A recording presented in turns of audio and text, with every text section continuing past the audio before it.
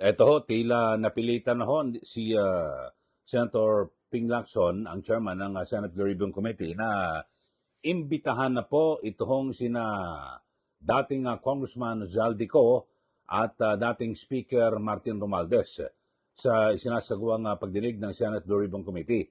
Kasi nung una ay ayaw na ayaw ho ni Senator Ping Lacson na ipatawag ang dalawa at dahil sa issue po ng interparliamentary courtesy. At ngayon, nag-resign na rin si Zaldico bilang kongresista, ay talagang pwede na rin ipatawag. Pero ang nakagulat ay bigla kong nagbago ang isip ni Senator Ping Lacson. At talagang kinukulit ho siya nito ni Senator Marcoleta na dapat ipatawag, imbitahan. Alam niyo kasi kung iimbitahan, pwede naman talaga At hindi naman uobligahin, iimbitahan lang iimbitahan at hindi po ito lalabag sa interparliamentary courtesy. Katulad po ng ginawa ni Senator Marcoleta dito po kay Congressman Toby Chanco, inibitahan niya. At yan nga po ay natuloy at nagtungo po, dumalo sa Senate Blue Ribbon Committee. Ayun ho. So, eto, babalikan lang ho natin, mga kababayan, yung pangungulit ni Senator Marcoleta at buti na lang talagang siguro narindi na rin ho itong si Senator Ping Lacson. At least yun, ipatatawag na po ito pong si dating Congressman Zaldico at maging ito pong si dating Speaker ngayon Leyte Congressman Martin Romualdez. Panoorin po ninyo, mga kababayan, ito hong pangungulit. At marinig nyo talagang si Senate President Tito Soto, una. Marinig nyo ho sa background talagang parang nakukulitan na ho sila.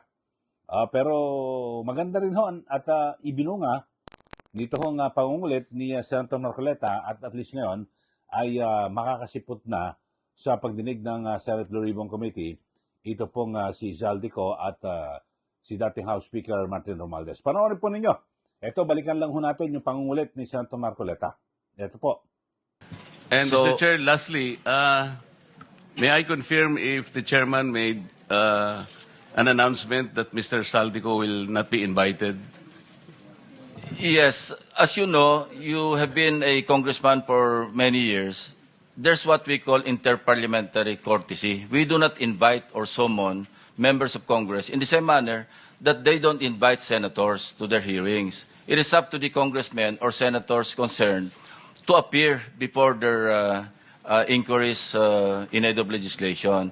That is a tradition. Yes, Mr. And Chair. that tradition is not accorded to individual members of Congress of either house. It is accorded to the institution. Yes, Mr.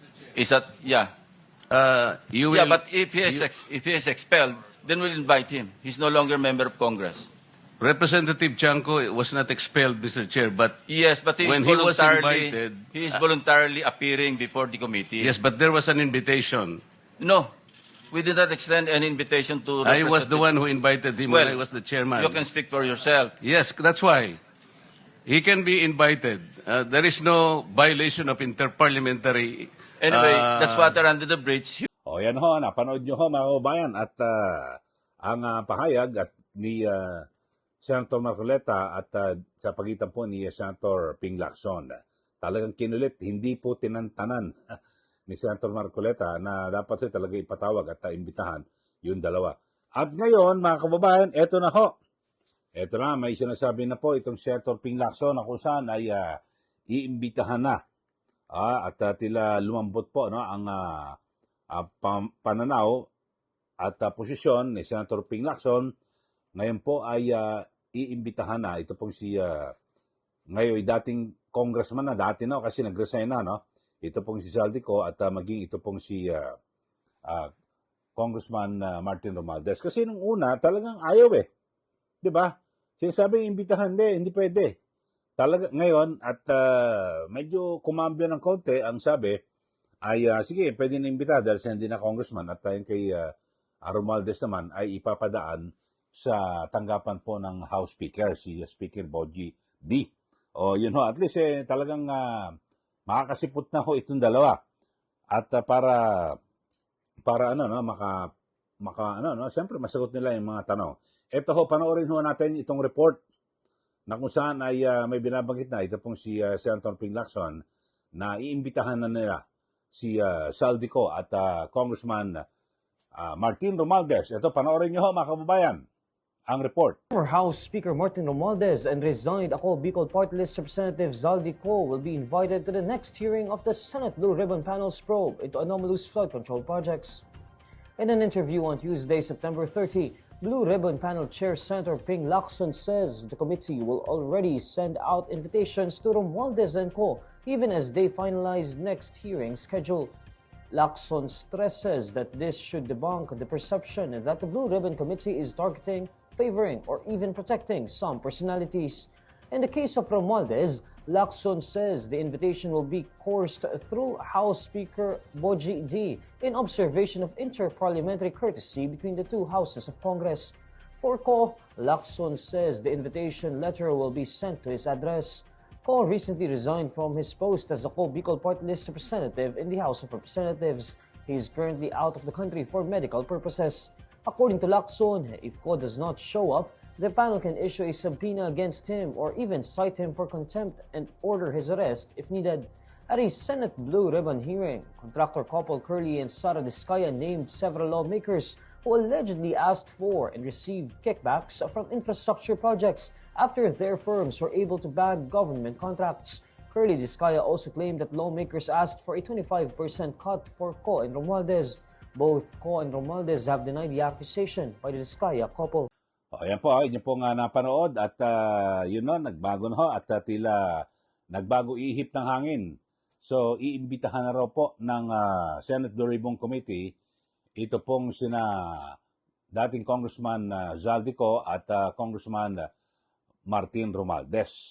Yun ho, importante at pinakamain naman para ano no, para sagutin nila yung mga dapat na ano, yung dapat nilang sagutin sa mga napakarami hong tanong na dapat ho magbigay linaw po sa ating lahat dahil sa siyempre kung saan ba nangyari o saan ba nanggaling ito hong usaping ito na grabe ho ang tindi po ng ano no ng anomalya katiwalian dito po sa mga flood control projects. Ayun ho. At samantala ito pong si Congressman Zaldico ay tuluyan ng nagbitiw sa kanyang posisyon bilang kongresista, mga kababayan. At lumilitaw na mukhang talagang sa ganito ginawa niya. Hindi na ho niya inintay na magkaroon po ng desisyon ang House Committee on Ethics. At kasi wala na, kusa na ho nag-resign eh. So nawala na po ng jurisdiction ang House Committee on yung Ethics Committee dito po kay Congressman Zaldico dahil sa nag-resign na po siya. So wala na po, mutin academic na yun. Kaya mangyayari ho ay wala na. Pero sa aking pananaw, mga kababayan, dahil sa pag-resign niya ni Congressman Zaldico, mukhang wala na po siyang plano na bumalik pa ng Pilipinas, di po ba? Kasi, bilhin mo, nag-resign ka na. At alam nyo, bihirang-bihira na ganyan mangyayari na mag-resign ka, no? At kasi, iyan ay isang napakalaking impluensya, congressman ka, di po ba? So, yun no, nag-resign na ho siya. At ibig sabihin yan, ay mukhang malabo nang umuwi. Ito pong si Zaldico. At marahil, magtatago na ho yan sa mga bansa. Pwede, yung mga bansa na wala ho tayong extradition treaty. O, yun ho. At total, hawak-hawak niya naman yung napakarami, limpak-limpak na pera para siya po ay makapagtago sa batas dito po sa ating bansa at higit po sa lahat ay manatili, magbuhay hari pa rin doon kahit na may kinakarap na kaso dito sa dami mong pera na nakuha niya. Pero dito kung talagang hindi na po siya uwi, mga kababayan, ay magiging senyalis po ito na parang guilty na po siya, di po ba? Kayo ho, anong pananaw niyo ho rito? Kasi ako pananaw ko rito, magmumukhang guilty na, inaamin na ang guilty. Ito hong si Congressman Zaldico. At higit po sa lahat ay maaring dito po ay sabihin natin baka umiiwas o baka sinabihan na rin siya ng kanyang mga boss, sige huwag ka na umuwi rito, baka magkalaglagan pa maidawit mo pa kami, di ba? Kasi baka pwede idawit may mga sinasabi na hindi gagalaw yang si Zaldico kung walang boss walang nag-utos sa kanya. Tauhan din yan. Alam niyo na kung sino ba sa tingin niyo. Kasi ang sinasabi, tinuturo, ay ito pong si dating Speaker Martin Romualdez. Kayo po, ano pananaw niyo sa ating mga viewers? Dito po, uwi pa ba si Zaldico o hindi na? Wala, nag-resign na eh. Tapos biglang nagbago naman ang isip po ngayon ni Senator Ping Lacson. Iimbitahan na raw po itong si Zaldico at maging itong si Congressman Martin Romualdez sa pagdinig ng Senate Blue Ribbon Committee. Sige, magbigay na po kayo ng komentaryo. At para po sa ating dito ho, issue na pinag-uusapan ngayon. Sa mga bago lang po sa ating channel, mag-subscribe na po kayo at huwag niyo pong kalimutan na i-like at i-share.